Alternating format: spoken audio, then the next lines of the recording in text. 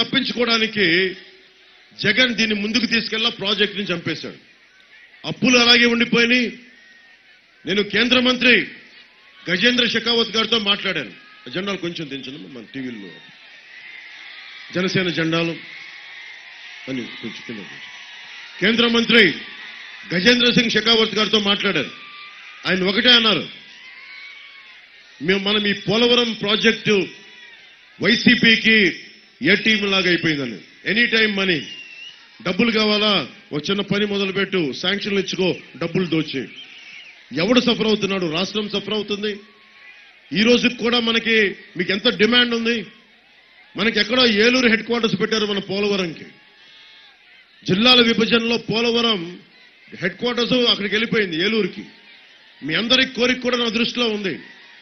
పోలవరంని జిల్లా head quarters గా చేయాలి, ఇక్కడే నిలబడాలని ఒక ఆశ ఉంది హెడ్ క్వార్టర్స్ గా. ఆ అంశాన్ని కూడా మన చంద్రబాబు గారు నేను రైల్వే కోడూరులో మాట్లాడుతూ, రాజంపేటలో మాట్లాడుతూ, పునర్విభజన తిరిగి జిల్లాల పునర్విభజన జరిగినప్పుడు మీ కోరిక మేరకు ఇది కావాలి, ఇక్కడ మనకి పోలవరం జిల్లా హెడ్ క్వార్టర్స్ గా కావాలి అంటే ఖచ్చితంగా దాన్ని పరిశీలించే దృష్టి కూటమి ప్రభుత్వం బాధ్యత తీసుకుంటుంది.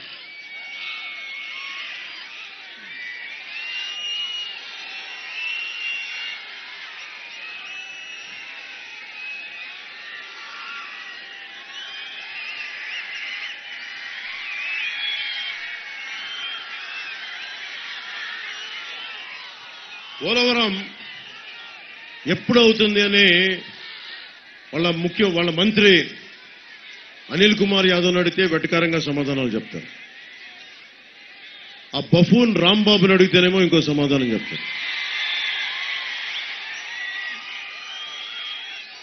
ఎవరైనా సరే జలవనరుల శాఖ మంత్రి ఎప్పుడు అవుద్ది అంటే నాకేం తెలుసు అంటాడు. అలాంటప్పుడు మంత్రిత్వ శాఖ తీసుకోవడం దేనికి?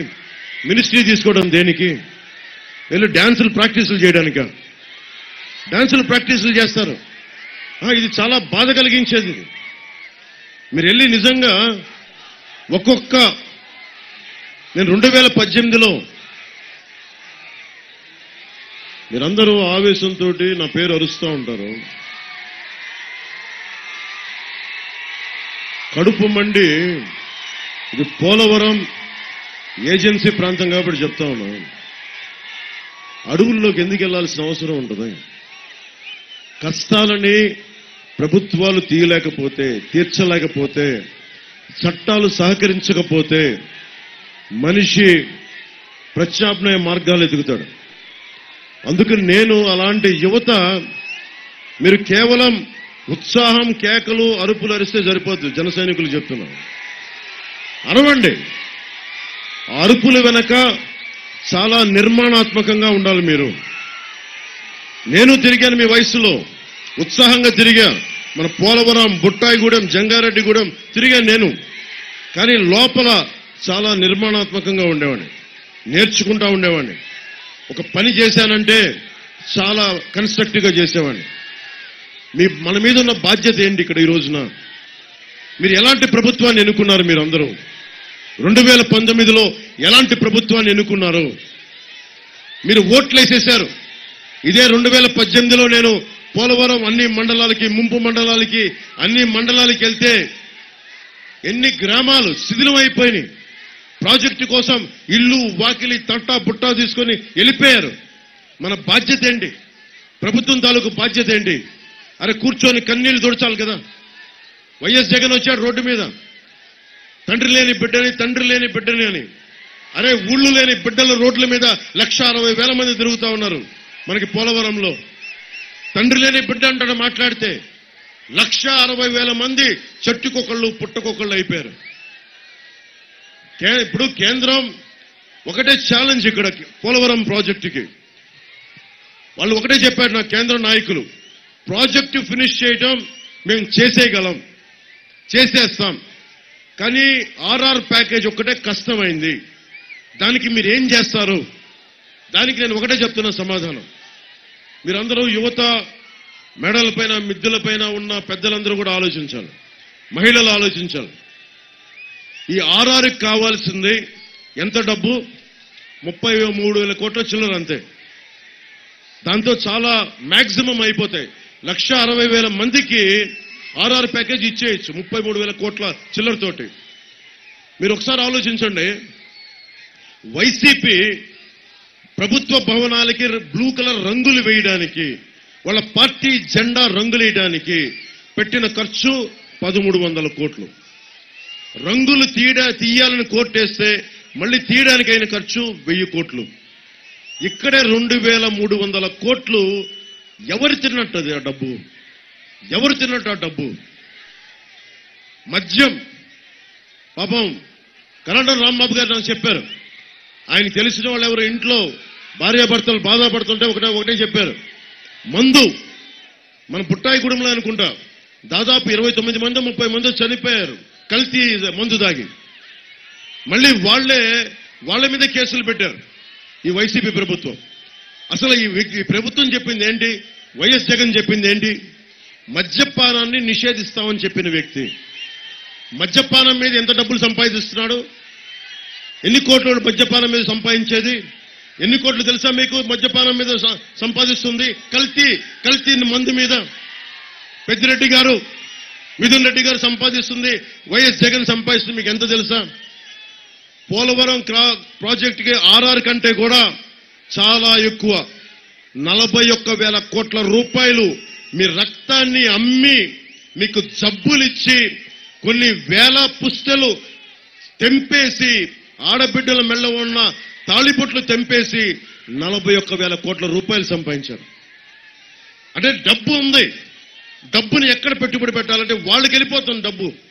ఈ రోజున మన ముఖాన్ని డబ్బులు ఇసిరేస్తారు. ఓటుకి 1,000 అంటారు, 10,000 అంటారు, 4,000 అంటారు, కుటుంబానికి 1,00,000 అంటారు. జనం కోరుకునేది ఓటుకి 2,000, 5,000, అది వేరే సంగతి. నువ్వు ఇవ్వాల్సింది మా తరతరాలుగా ఉంటున్న ఊళ్ళలో నుంచి మమ్మల్ని పంపేసే ప్రాజెక్టు కోసమని నువ్వు మాటిచ్చావు. ముఖ్యమంత్రి కాకముందు మాటిచ్చావు, ముఖ్యమంత్రి అయిన తర్వాత మాటిచ్చావు, కానీ ఈ రోజున పట్టించుకోవడం మానేశావు. కానీ మందు అమ్మటం మటుకు ఆపలా. మద్యాన్ని నిషేధిస్తానన్న వ్యక్తి ఈ రోజున కూర్చోబెట్టి మద్యాన్ని అమ్ముతా 41,000 కోట్ల రూపాయలు దాని మీద సంపాదించాడు. అలాగే ఇసుక మీద 40,000 కోట్ల రూపాయలు. ఏజెన్సీ టైగర్ కరాటం రాంబాబు గారిని అడగండి, ఎందుకు కడుపు మండి అక్కడ జై భీమ్ అని మన జెండా ఎగురుతూ ఉంది?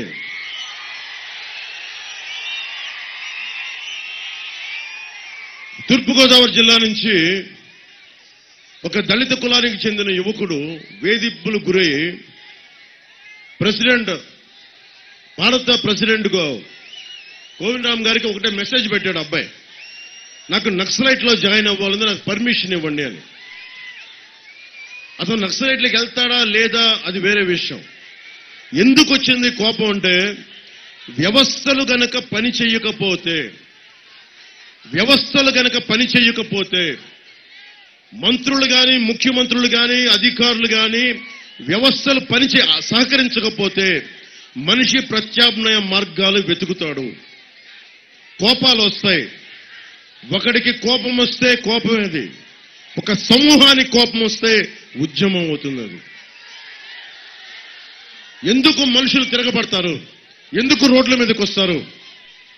ఈ రోజున అలయన్స్ అనేది ఒకళ్ళు కాదు, ఒక సమూహం. అది వైసీపీ అనేది ఒకటి వచ్చి అడ్డగోలుగా దోపిడీ చేస్తా ఉన్నారు. మీరు ఆలోచించండి. ప్రకృతి వనరులు ఎవరివి? ఈ చెట్టు పుట్ట ఎవరిది? ఈ నేల నీరు ఎవరిది? మనది. హక్కు మనది. జై భీమ్ అని జెండా పెట్టుకుంటే సరిపోదు.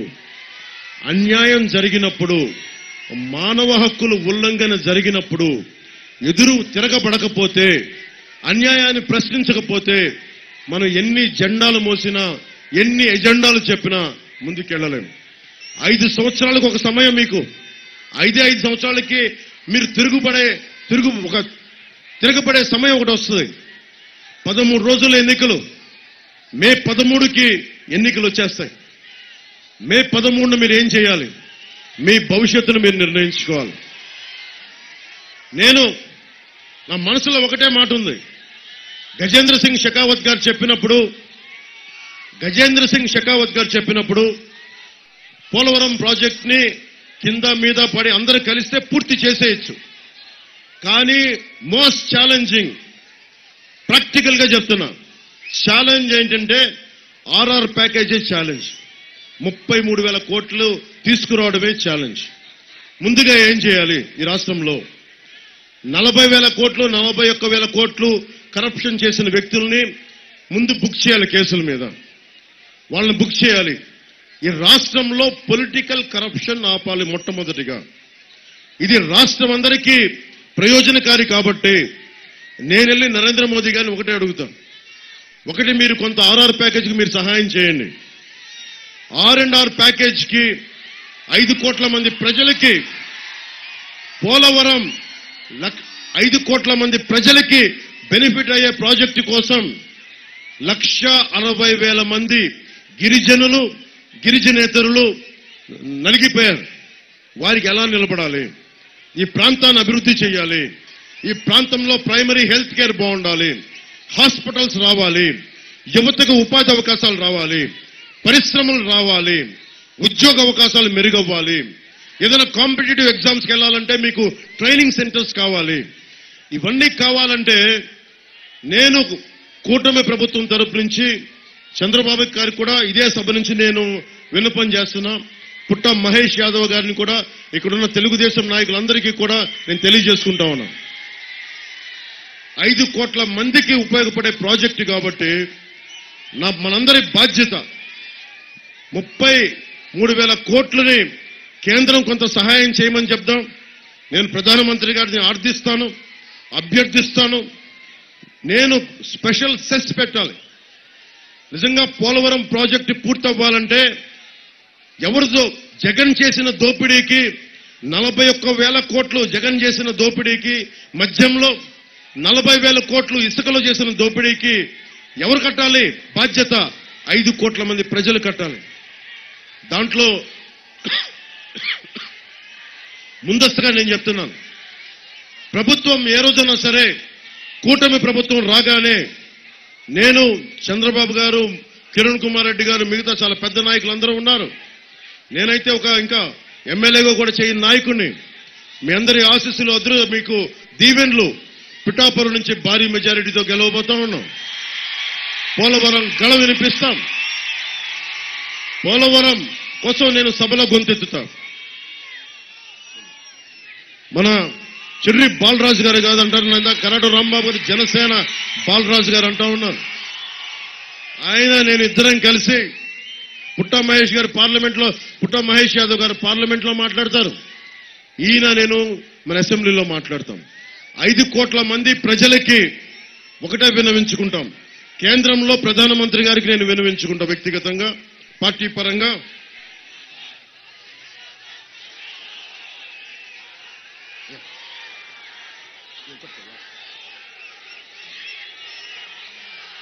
ప్రధానమంత్రి గారు నేను చెప్తా, నేను దీనికి పరిష్కారం ఏంటి? 33,000 కోట్ల పైచిలకు R&R ప్యాకేజీకి పరిష్కారం ఏంటి? ప్రతి ఆంధ్రుడు ఈ బాధ్యత మొయ్యాలి, తప్పదు. దానికి వంతుగా మీరు గనక పోలవరం R&R సెస్ ఒకటి విధిస్తే తప్ప, ఎందుకంటే 60 రూపాయల మందు, 60 రూపాయల కోట ఉండే మందు